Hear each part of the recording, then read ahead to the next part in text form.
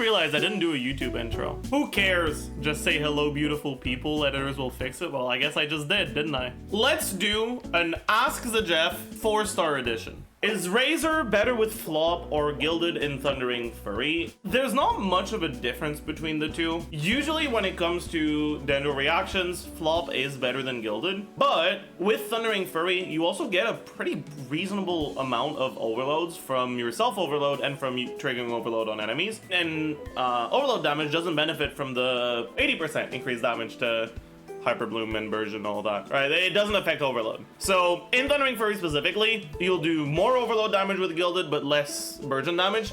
And it kind of balances out to being more or less the same. And you can just use whichever set has the better stats. What makes Kaveh bad? Honestly, it boils down to the fact that he has no off-field application. His uptime isn't very good. And all he has is application. Like, he doesn't actually have damage and he doesn't really have utility. So the main reason why you'd put him on a team is for his elemental application. But not only is his elemental application not very good, it also has really bad uptime. And it's only from on-field. Kaeya versus Rosaria versus Layla for Oven and Hyperfridge. I need to know until the shop reset. I think if you actually get C6 on Kaeya, he's the best out of those options.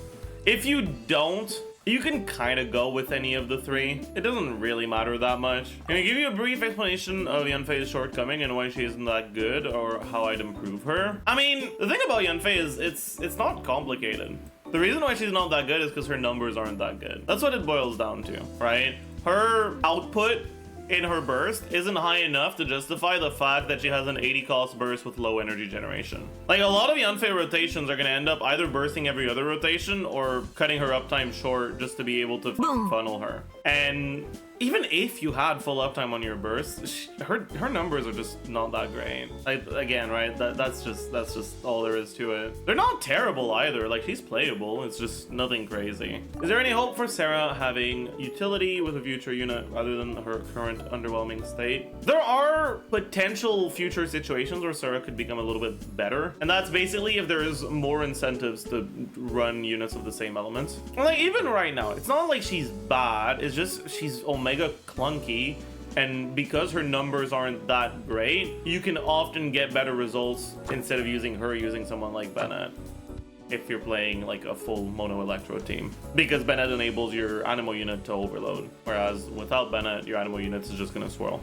She's great with Bennett. I mean, you can use her with Bennett, but then you're using her instead of another electro unit that can benefit from Bennett and Kaveh's buffs. And that is also basically just interchangeable. Sara has her niche, right? Her niche is she takes your electro damage and multiplies it by a certain amount, which means that if your electro damage is higher to begin with, she's gonna gain in value.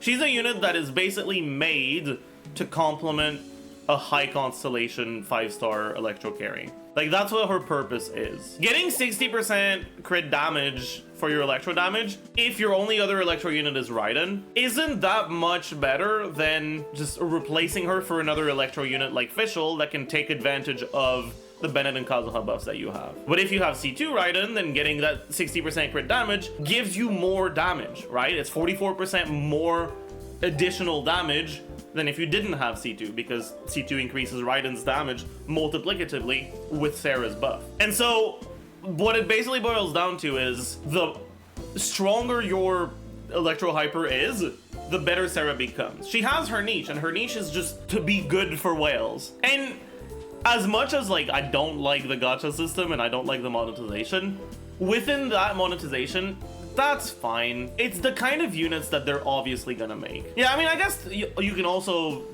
like, argue that some non-whales still want to invest vertically into characters and will get C2, C3 Raiden. It's not even just whale only, but yeah. When is it worth activating Bennett C6? Bennett C6 is a constellation that has a lot of history. When the game initially released, we didn't have a lot of elemental infusions, and the ones that we had, or most of the ones that we had, could be overwritten by Bennett C6, which meant if you activate Bennett C6, you won't be able to play those other characters in their intended way. With time, more and more characters have been released that either have an infusion that can be overwritten, or that don't care about an infusion on their normal attacks, because their normal attack isn't doing any damage anyways. As of now, I'd say that the main downside to C6ing your Bennett isn't actually gonna be a short-term downside. Basically, every good team where you use Bennett, it won't fuck you over.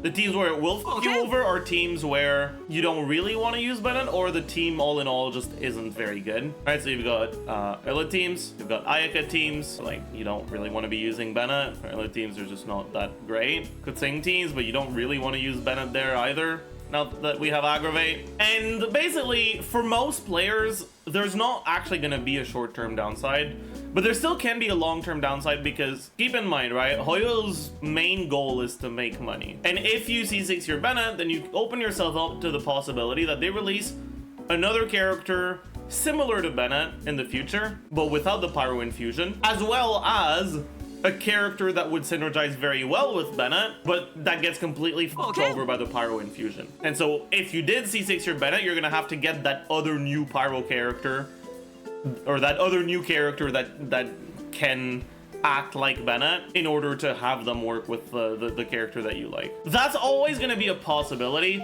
and at the end of the day, I can't see the future, and I'm not a Hoyoverse employee. So it is something that should be in the back of your mind when you take your decision, because it's always possible that they do it. Personally, I don't expect them to. I don't think that's something that's very likely to happen, but I very well could be wrong. So yeah, personally, I've C6'd my Bennett, and I end up regretting it sometimes, but I enjoy the upsides of it more often than I regret it. The main times when I regret it is sometimes I feel like playing Melt Bennett, which I can't really do anymore. Sometimes I feel like playing TF Bennett, which is technically doable with C6, but it's so much more of a pain because your normal attacks can proc your TF set and then put it on cooldown while your E is not on cooldown. And then you'll press E and it'll still be on a cooldown. And then you're just like, oh, I see. And that makes me cringe a lot. I don't like that. It's probably the time where I dislike it the most. And sometimes it's also a little bit annoying when I'm doing some double swirl setups because the Pyro Infused normal attack can fuck you over a little bit. If I were to be taken back in time to before I activated it, I'd probably just activate it again. What kind of 4 stars and kits would I like to see from Fontaine? I think that like the Farazan, Goro, Sara route thing is something that they're gonna do for every element, right? Like that's just gonna happen. It's not something I'm really opposed to. It's a little bit boring, but it can actually open up new like incentives to play new archetypes. The unit itself wouldn't be interesting, but its effects on the meta would be. I would like to see physical off-field units. I think that with Fontaine, we will be getting a lot of mechanical things, right? Because it's like the steampunk region. And so it would actually make a lot of sense for there to be a character who uses mechanical things, and there's no reason why mechanical things would need to do elemental damage. And so it's very possible that we get a character that deals off-field physical damage. It would thematically fit with what Fontaine is all about. So I would like to see something like that. I think that would be cool. I've already talked about how I think it would be really cool to see Hydro carries. I've also talked about how I think it would be pretty cool to have a character that does with Crystallize something similar to what Nilou does with Bloom. I hope we don't see a Dendro character for like the next 5 patches. I'm tired of seeing Dendro characters. We could get some Pyro characters centered around Burning. We could get some Cryo characters centered around Melt, or some Pyro characters centered around Forward Melt. I would actually like to see more Geo characters that aren't like just like a special cool interaction, just straight up normal Geo characters that aren't meant to be used in Mono Geo team. Like that would be, I think we're missing some of those. That would be nice. I like to see maybe a normal attack focused character that is elemental, but in a way where they can't really take advantage of reaction. So either you give them a fuck ton of elemental application, or you give them special ICD on normal attacks so that they just don't really apply any element with them, and try to incentivize some more teams that can take advantage of Yinjin, right? You give a fast hitting character with normal attacks, a bunch of like crit multipliers in their kit for normal attacks, so you can multiply Yinjin's bonuses. You can make other characters somewhat similar to Yinjin that only buff a specific type of damage. That could also be cool. Oh, actually, like I've talked about this before. I think that Lisa's mechanics for like carry Lisa, like getting multiple stacks and then holding your E, that is so cool, you know? It just sucks that it's so bad. Like, why is her press damage so low?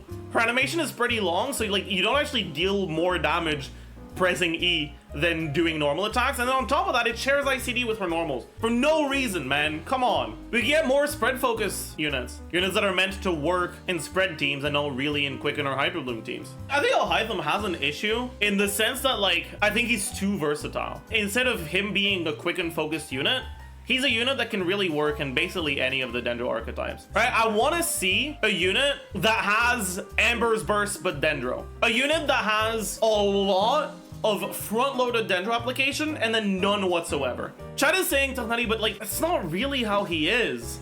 And it would be nice if we had a unit that can do it, but not only in single target. Do 4-star weapons count too? If so, what would you consider the best event weapon and the best weapon banner 4-star? Best weapon banner 4-star is like not a difficult question. Come on. Best event weapon is a bit more difficult. It's gonna depend on which characters you have. Cinnabar is really good for Albedo, but Albedo is not very good, and not everyone has Albedo. In terms of how much you gain from having the weapon versus not having it on the character that uses it, it would probably be number one. But with everything considered, I don't think it would be. Umbrella is good, but it's not much better than Iron Sting. It's kind of just if you don't want to bother crafting Iron Sting or refining it. Like, the event weapons are kind of just whatever. They're okay.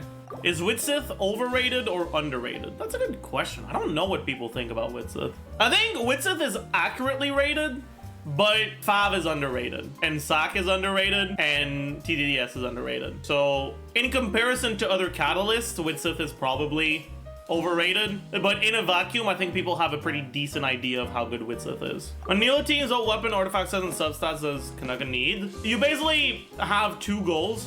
Goal number one, the most important one, make sure you have enough ER to use your burst. Goal number two, the less important one of the two, but the main thing that you'll be grinding for, get as much EM as possible. If you're playing her with Yao Yao, which you usually would, Yao Yao is going to be on Fav. If you're playing her with also Nahida, you probably also want to have Nahida on Fav. So you can actually get away without needing to use a Fav on her if you do your rotations right. And you can go for something like Kitane Cross Spear instead. But you can also just use Fav because it's Fav. And it's gonna make it more comfortable. But yeah, and then it's just making sure you get enough ER for your ult pack and getting as much EM as possible. In terms of artifact set, you want someone on Deepwood. I'd probably do Nahida on Deepwood, then Yao Yao and Kandaka on Flop. I think that's gonna be it for the day. I appreciate all of you for dropping by. I should do a YouTube outro, but honestly, I'm not gonna do one either. I didn't do an intro, I'm not gonna do an outro. It's fine. It's fine. My YouTube channel's dying anyways. Aware. It's fine. Fontaine will bring it back. I hope you all had a nice time today, and I'll see you guys tomorrow.